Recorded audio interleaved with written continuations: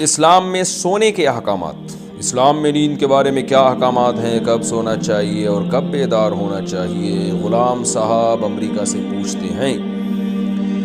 دیکھیں، قرآن مجید میں اللہ تعالیٰ نے جو سونے کے بارے میں احکام بیان کیے ہیں، اس میں پہلی بات تو پتہ چلتا ہے کہ سونے کا اصل ٹائم رات ہے، دن نہیں ہے۔ دن میں بھی سونا ہے لیکن اصل جو سونے کا ٹائم ہے رات ہے۔ جیسے قرآن مجید میں اللہ کا ارشاد ہے وَجَعَلْنَا اللَّيْلَ لِبَاسًا، رات کو ہم نے لباس بنایا جو سب چیزوں کو ڈھانپ دیتی ہے، اور جو ہے وہ ڈھانپنے کا مطلب یہی ہے ہر چیز کو چھپا دیتی ہے، تو انسان بھی رات کو آرام میں آ جاتا ہے اور وہ لیٹ جاتا ہے۔ تو اصل سونے کی جو ہے نا جو وقت ہے وہ رات ہے، اور دن میں بھی سونا ہے تھوڑی دیر، جس کو قیلولہ کہا جاتا ہے، اس کا بھی قرآن مجید میں ذکر ہے، اور آپ صلی اللہ علیہ وسلم نے بھی اس کی تاکید فرمائی، قیلوا فإن الشیطان لا یقیل، قیلولہ کیا کرو اس لیے کہ شیطان قیلولہ نہیں کرتا۔ اور قیلولہ کسے کہتے ہیں؟ دوپہر کھانے کے بعد تھوڑی دیر آرام کرنا، یعنی کہ لمبی تان کے لمبی سو گئے، ایسا نہیں ہے، تھوڑی دیر، شارٹ نیپ جسے کہا جاتا ہے انگلش میں۔ تو دوپہر کو تھوڑی دیر آرام کرنا یہ بھی حدیث سے ثابت ہے، اور رات کو سونا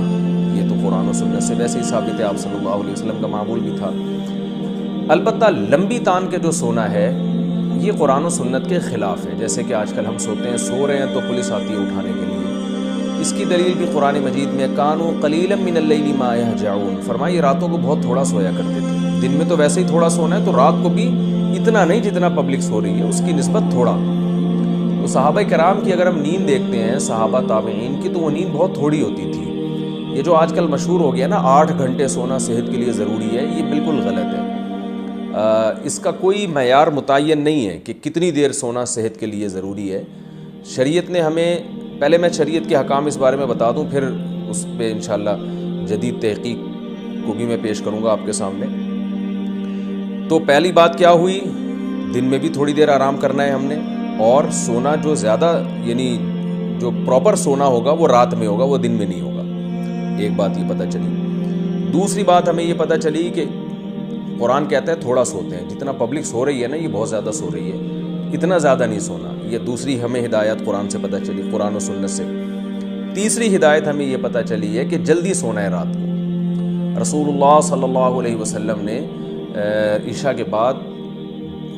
نہ سونے کو اور گپیں مارنا، اور جیسے ہم لوگ کر رہے ہوتے ہیں آج کل، تو اس عمل کو بھی ناپسندیدہ قرار دیا ہے۔ عشاء کے بعد آپ صلی اللہ علیہ وسلم سو جایا کرتے تھے، جلدی سونے کا معمول تھا۔ تو یہ 3 چیزیں آپ اگر جمع کر لیں اپنی زندگی میں، تو اسلامی تعلیمات جو سونے کے بارے میں ہیں اس پر بھی عمل ہو جائے گا، اور صحت بہت ٹائٹ ہو جائے گی انشاءاللہ۔ تو یہ جو ہے نا کہ کم سونا، یہ جب ہی ممکن ہے کہ جب آپ سونے کی اس ٹائمنگ کو فالو کریں جو قرآن و سنت نے ہمیں بتائی ہے۔ اچھا، اس میں ایک بات یہ بھی ہے کہ آپ صلی اللہ علیہ وسلم عشاء کے فوراً بعد سو جایا کرتے تھے، پھر بہت جلدی رات کو اٹھ جایا کرتے تھے، پھر بہت لمبی لمبی تہجد پڑھا کرتے تھے۔ تو پھر فجر کی نماز سے، فرض نماز سے تھوڑی دیر پہلے آپ تھوڑی دیر آرام کیا کرتے تھے، بہت مختصر سی نیند ہوا کرتی تھی وہ فجر کی سنتوں کے بعد، یعنی ساری رات تہجد پڑھی آپ صلی اللہ علیہ وسلم نے، پھر صبح صادق ہوئی تو 2 رکعت سنت پڑھی، سنت جو موقعہ ہیں فجر کی، اس کے بعد تھوڑی دیر آپ آرام کرتے تھے، سنت اور فرض کے درمیان میں بہت مختصر سا لیٹ جایا کرتے تھے تھوڑی دیر۔ تو یہ بھی ہے، تو یہ اگر آپ ٹائمنگ فالو کریں نا، اس میں بہت فائدہ ہے صحت کو۔ اور لیکن اس میں ایک چیز یہ ہے کہ اس ٹائمنگ کو اور اتنی کم نیند کہ بہت تھوڑا سونا، یہ جب ہی ممکن ہے جب آپ کی باقی صحت اچھی ہو، اور سونے کی اسی ٹائمنگ کو فالو کریں آپ۔ اگر آپ عشاء کے فوراً بعد سو جائیں تو آج بھی میڈیکل سائنس کہتی ہے تھوڑی دیر سونا، یہ اس وقت کا تھوڑی دیر سونا کئی گھنٹے سونے کے برابر ہوگا، آپ کو اتنا فریش کر دے گا۔ اور اگر آپ رات کو دیر سے سوئیں گے تو کئی گھنٹے سو کے بھی وہ راحت آپ کو حاصل نہیں ہوگی جو جلدی سونے میں حاصل ہوتی ہے۔ اس لیے کہ میڈیکل سائنس کہتی ہے، جو ہم نے ڈاکٹروں سے سنا ہے، کہ ایک دماغ میں کیمیکل نکلنا شروع ہو جاتا ہے رات کے وقت میں، اور وہ ہمیں سلانے کی طرف لے کے جاتا ہے۔ اگر ہم وہ نہیں سوتے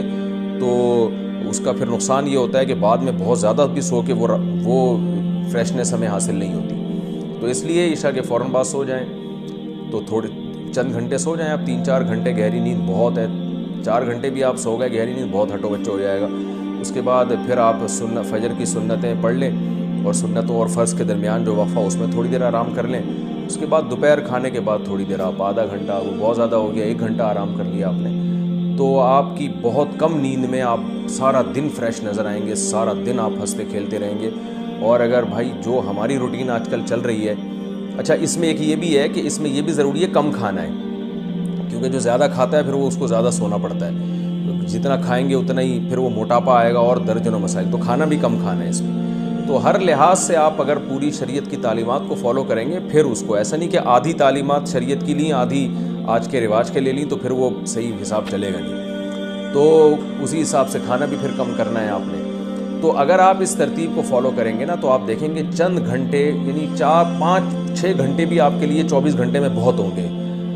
تو آپ ان لوگوں سے زیادہ اچھا کام کر سکیں گے جو 8 8 9 9 گھنٹے سو رہے ہیں پھر بھی وہ فریش نہیں ہوتے، اور آپ 5 6 گھنٹے کی نیند میں بہت زیادہ فریش ہو جائیں گے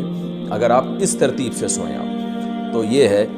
لیکن یہ کہ یہ باتیں آج کل کون عمل کرتا ہے؟ آپ عشاء کے بعد سونے کی کوشش کریں گے، پبلک ہی نہیں سونے دے گی آپ کو، گھر والے میں سارے جاگ رہے ہوتے ہیں، تو پورے گھر کا ماحول چینج کرنے کی ضرورت ہے، پوری قوم کو چینج کرنے کی ضرورت ہے، حکومتی سطح پہ اس پہ کوشش ہونی چاہیے، محنت ہونی چاہیے۔ جن ملکوں میں جلدی سونے کا رواج ہے، چائنا میں اور تھائی لینڈ میں میں گیا ہوں، وہاں بھی میں نے دیکھا ہے کہ لوگ جلدی سوتے ہیں اور فجر کے بعد ان کی مارکیٹیں کھلی ہوتی ہیں، تو وہاں گورنمنٹ نے جو ہے نوٹس لیا تھا اور گورنمنٹ لوگوں کو اس پر لے کر آئی ہے، حکومتی سطح پر اس کی کوششیں اور محنتیں ہوئی ہیں۔ تو قوم تو جبھی تبدیل ہوتی ہے جب گورنمنٹ لیول پر اس کی کوشش ہو، لیکن آپ اپنے طور پر اگر کر لیں تو بہت اچھی بات ہے، کم از کم 2 4 لوگ ہی ٹھیک ہو جائیں۔